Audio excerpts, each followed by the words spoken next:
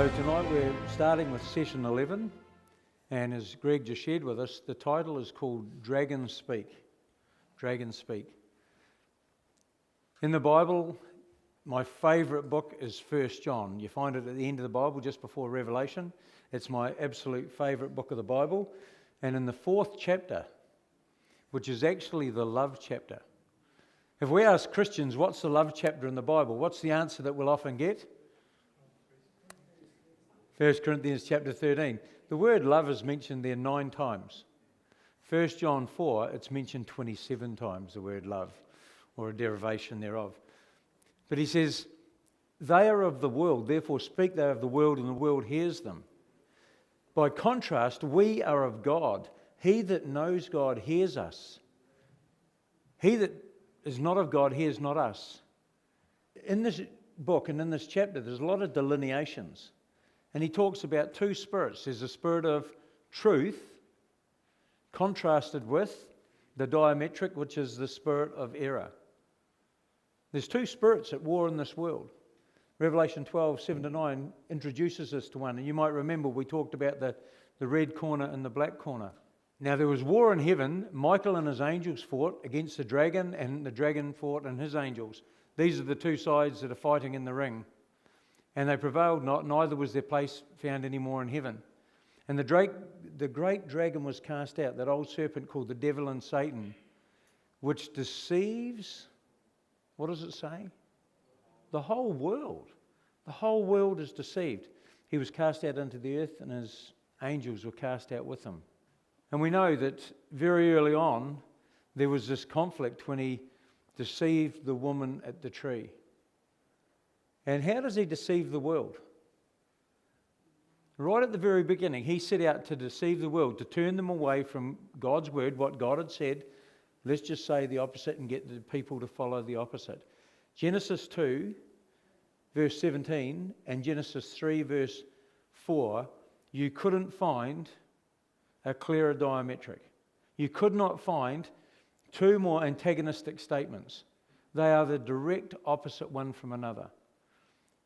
In Genesis chapter 2, verse 17, we read, you shall surely die. That was God speaking. The very next chapter, you read this statement, you shall not. The addition of a little word makes a big difference, doesn't it? You shall not surely die. You shall be as gods. And who spoke there? It was Satan that was speaking. Satan speaks. Can they both be right? No. 2 completely opposite opinions cannot both be right. And what I've come to learn over my short life is that, and I shared with you, I've read many religious books. I've come to realize that every single religion on the planet is based on those last 2 statements. That when you die, you don't die, but you can become as gods. You study the entire religious world, and that's the reality, that the religions of the world are based on those 2 statements at the bottom. You shall not surely die, and you shall be as gods. And do you know what? Sadly, Christianity is not excluded from that. What happens when you die was the first thing that Satan set out to deceive the world on, and it's his master plan that's taking place all around our world today, in movies, in television, online, people's personal experiences. He's trying to prove the fact that when you die, you don't actually die. The second attack he made so that he could deceive the whole world happened at a place called Babylon. Now, this is Bruegel's artistic impression of the Tower of Babel. I don't think it looked anything like that personally, but we don't know. But what they were doing, they were building a tower to heaven. And I just want to take you aside a moment and share some history with you. In Genesis chapter 10, we're introduced to a man by the name of Nimrod. Has everybody heard of Nimrod? Nimrod was the leader of this rebellion, just a couple of generations after Noah. He had a wife called Semiramis. He led this rebellion where they were building their own stairway to heaven.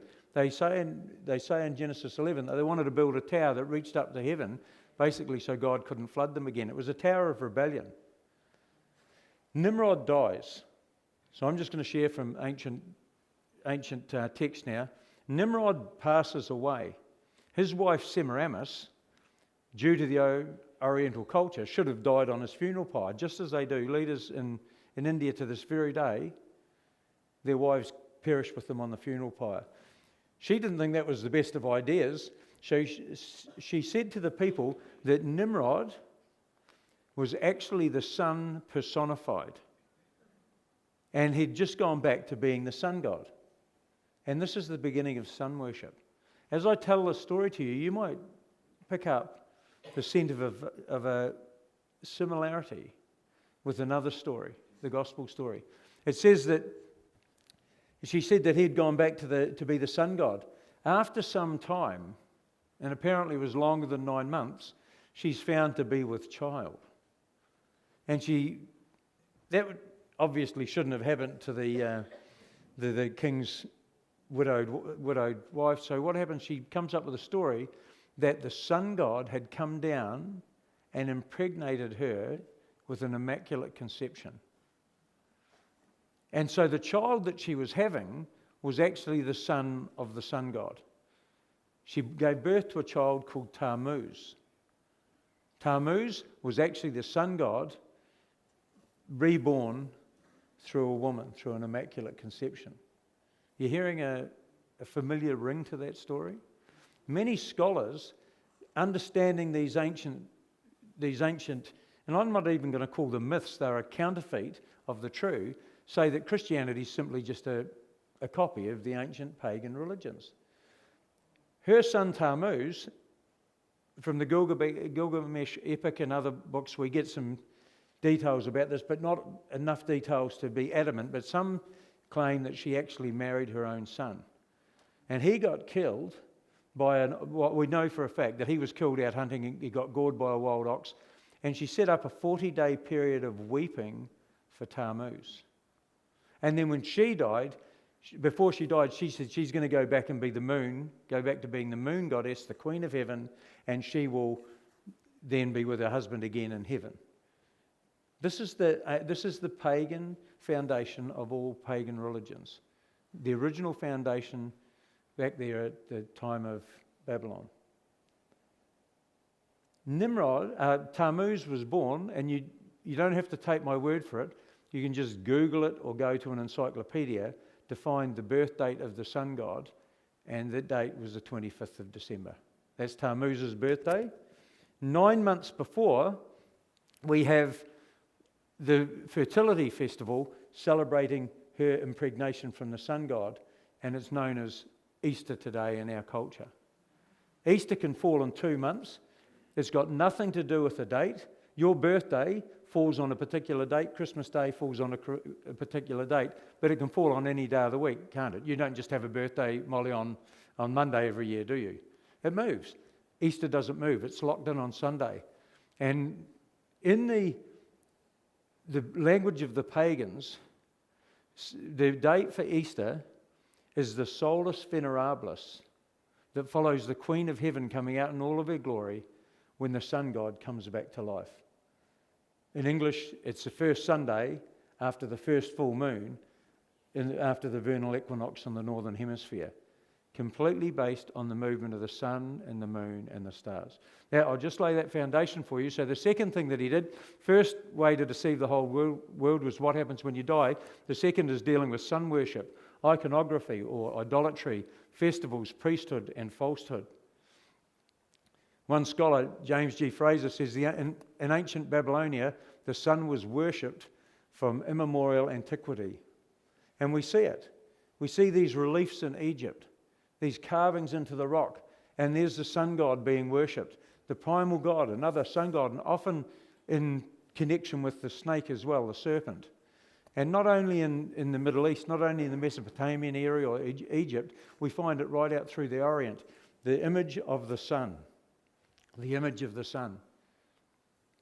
We talked about Judah and Samaria not doing the walking very well, not obeying God very well. There came a time just before the demise, before their captivity in Babylon, where Jeremiah was told not to pray for the people.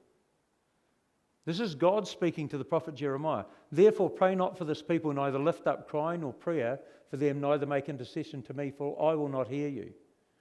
God says, don't bother praying for them, because I won't be listening. Because of what the people were doing.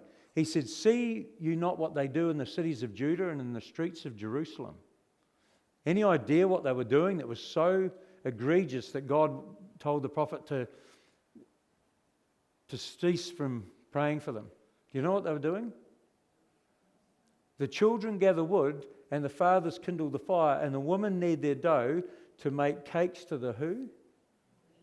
To Semiramis, the queen of heaven, and to pour out drink offerings unto the other gods, that they may provoke me to anger. Is God happy about that? No. Do you know what those cakes were? They had a tea on them for Tammuz. They've been making buns with a tea on them for thousands of years before Jesus came and died on a cross. In Ezekiel chapter 8, 13 and 16, the prophet Ezekiel is in Babylon with Daniel, and he gets taken in vision back to Jerusalem to see what the people that were left behind were doing. This is the real Left Behind series. And then God says to him, turn you yet and again, and you shall see greater abominations that they do. Do you think an abomination is a good thing or a bad thing? Every time God mentions the word abomination, it's something that's horrific to his sensibilities. And you're going to find out tomorrow. He talks about some things that are very practical that are abominations. So he's just showed them the idolatry in the temple. And then it says, he brought me to the door of the gate of the Lord's house, which was toward the north. And behold, there sat women. What were they doing? Weeping for Tammuz, the sun god. That was a 40-day period of weeping. Today, it happens before Easter, and we call it Lent. And then he said, have you seen, O son of man, turn you yet again, and you shall see greater abominations than these. And he brought me into the inner court of the Lord's house, and behold, at the door of the temple of the Lord, between the porch and the altar, were about 25 men with their backs toward the temple of the Lord. So they go their back towards the temple, and their faces toward the east, and they worship the sun toward the east. They were turned away from God's altar. They were worshipping towards the east. I had an amazing revelation when I travelled around in the Middle East. First of all, we were in Israel, and just north of the Dead Sea, they've got the excavations of the oldest synagogue that they've ever discovered in Israel. And our non-religious Jewish tour guide shared with us that, like all the synagogues they've ever found, they were facing east. And I said, why is that? Why are they facing east? Your book tells us that we should be facing west. And he said, oh, that's because what they tell us is that the people were worshipping facing the rising sun. I said, don't your people read Ezekiel 8? We went from there to Egypt, went to a Coptic church. In the Coptic church, Jabba told us exactly the same thing, our tour guide. He said, this church, like every Coptic church, you're facing east. They build them facing east. I said, why is that? He said, oh, it's something to do with the rising sun representing Jesus. We went to Greece, went to a Greek Orthodox church, and they have more iconography than any of the Catholic Church even. There's images and relics and stuff everywhere. It's like a sort of a junk shop going into one of their, or an antique store going into one of their churches. And he told us the same thing. Those churches are all facing east. Same thing, because that's facing the rising sun. And then when we went to Rome, our tour guide, she was a lady from Ireland, she told us the same thing, that of course all the churches faced east because the rising sun is a representation of Jesus. What does God say about it? And one thing might shock you. You go into any Christian cathedral anywhere in the world, take your compass with you and you'll find you're facing east. These things are still with us. Babylon back then is represented by Babylon today. These things meet in the middle over these things. The Bible talks about Babylon under the description of a woman riding a scarlet-coloured beast. It says the woman was arrayed in purple and scarlet colour and decked with gold and precious stones and pearls, having a golden cup in her hand full of abominations and filthiness of her fornication. And upon her head was a name written, Mystery. What's the name? Babylon the Great, the mother of harlots and abominations of the earth. The woman was arrayed in what colours? Purple, scarlet, gold and precious stones and pearls. When I look at the College of Cardinals, the colours that leap out at me are purple and scarlet and gold and precious stones.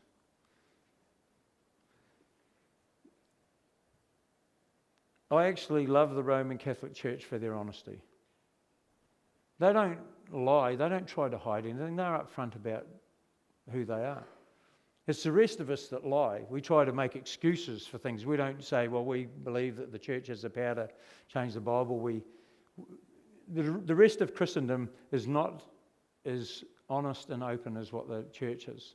But it says here that the description of this woman in Revelation 17 is she has a golden cup in her hand full of abominations and the filthiness of her fornication. I've been to the Vatican, and as you walk through the doors into the big cathedral, if you look back, you'll see an archway that you come through. And up in the corner of the archway, there's an image. We'll zero in on it. It's an image of a woman over to the left-hand side of your screen. We'll zero in a bit closer. That's her there. And in her hand, she has a golden cup. And in the golden cup, there's an image of the sun. You go further into this building and you see amazing statues. These things are just mind-blowing. There's gold and there's no statues anywhere in the world that I've ever seen that can compare with them. But this one here is quite amazing, and we're going to go to one side first. And you'll notice the woman representing the church is beating a couple of men with a whip. She's beating these men, and you might say, well, who are these men? But you'll notice that, I'll zoom in for you. The one on the bottom of the heap, you may see there that he's fighting with a serpent. While the woman's beating him, he's fighting a serpent. And I got in really close with my camera and took a photograph of the book that he was holding. And the book has got his name on it, John Calvin. We'll find out in the next session who he is. Over on the other side, there's an angel ripping a page out of a book.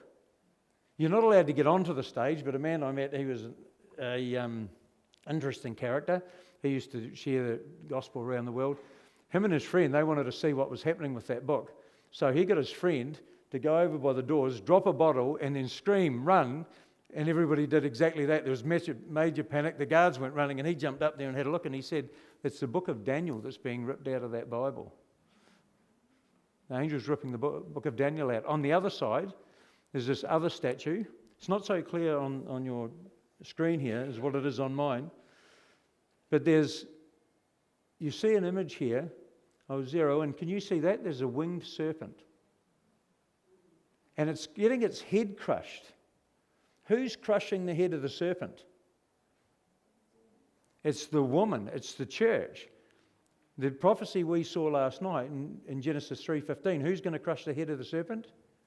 Jesus, the seed of the woman. But she's crushing the serpent. There's a suckling child on her breast, and up in her hand, guess what's being held? A golden cup. A golden cup in her hand, full of the filthiness of her abominations. And what's in the cup? Can you see what's in the cup? It's an image of the sun. Sun worship has been adopted by the church after the time of Constantine. It's just so entrenched within Christianity. There's a statue, supposedly St. Peter, but that statue was there before Christians arrived. It's a statue of Jupiter. I've never seen anything so tragic as people weeping and kissing and wiping their faces on the feet of that statue. It's a piece of brass. The iconography of the sun. Can you see the sun image there? Overarching what's happening.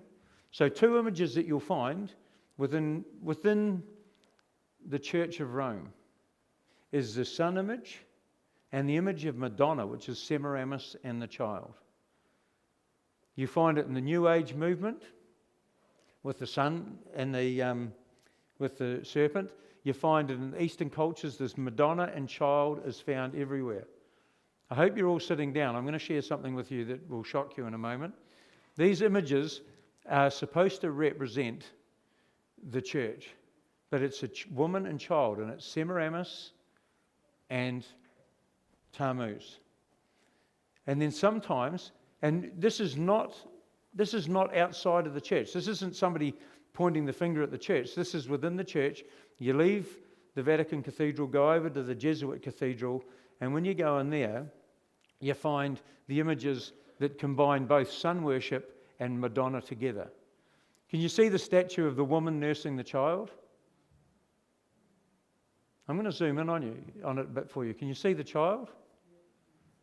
Can you see the child that she's nursing?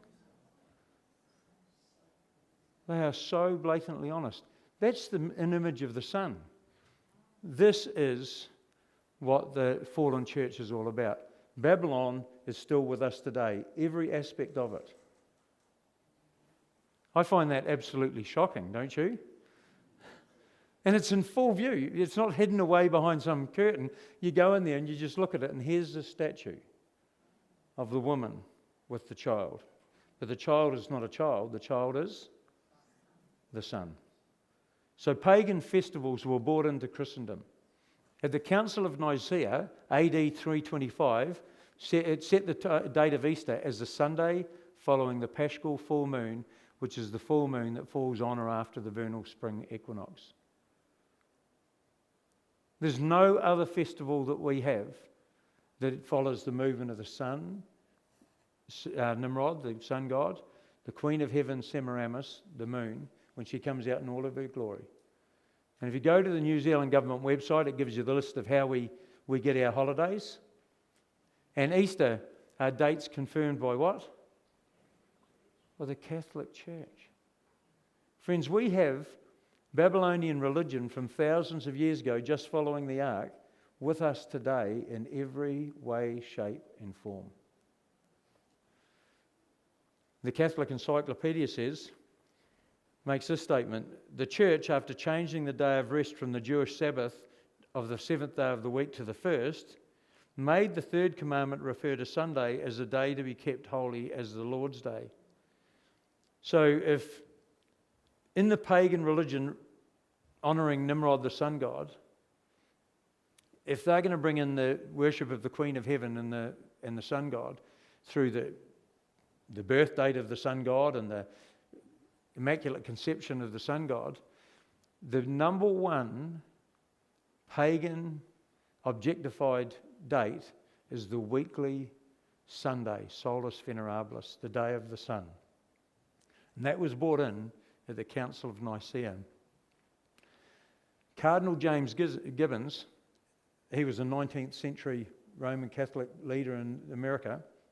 He said, "You may read the Bible from Genesis to Revelation, and you will not find a single line authorizing the sanctification of Sunday.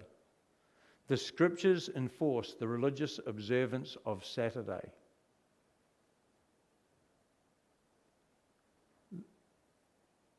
He deceives the whole world. And what I'm talking about here isn't some minority group that keeps some funny form of religion or just some extremists. We're talking about mainstream. The entire world believes what they believe about the state of the dead, and the entire Christian world is honouring the day of the sun god. And I put this list up the other day, and you'll notice there that Sunday came in 321 AD. The first Sunday law was instituted, and in 384, Saturday was declared a forced day of work. 519, the practice of Babylonian Lent, that was weeping for Tammuz, was brought into Christianity. 700 Easter eggs, which are symbols of the fertility. Have you ever wondered why Jesus dying on a cross is represented by a chicken, an egg, and a rabbit? What have they got to do with it? But they've got everything to do with the fertility festival of the pagans, the pagan religions. So sadly, the Bible was just ripped apart, just like that little angel we see in the Vatican just ripping Daniel out of the book. The Bible has been ripped apart through the Dark Ages when nobody had the privilege we have. We have the privilege of having a Bible and being able to read it in our own language. You should honour that, because for most of Christian history, people didn't have that privilege. To have a copy of the Scriptures, or even a portion of the Scriptures, could cost you your life and everybody in the house their lives. We need to treasure the privilege we have of being able to check these things out for ourselves. Read the Word for ourselves. Because the church, in bed with paganism, brought darkness over the whole earth, brought in pagan festivals, and completely did away with the Word of God. And if you opposed, you faced an untimely and hideous death. In my research for this, I just read about the man that John Knox used to follow around.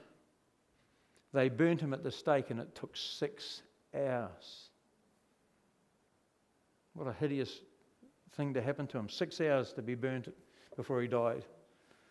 The church plunged the world into what's called the Dark Ages. You've all heard of the Dark Ages? Well, I've got some good news for you. In the middle of that darkness, the light sprang forth. The light sprang forth. And the stairway to heaven began.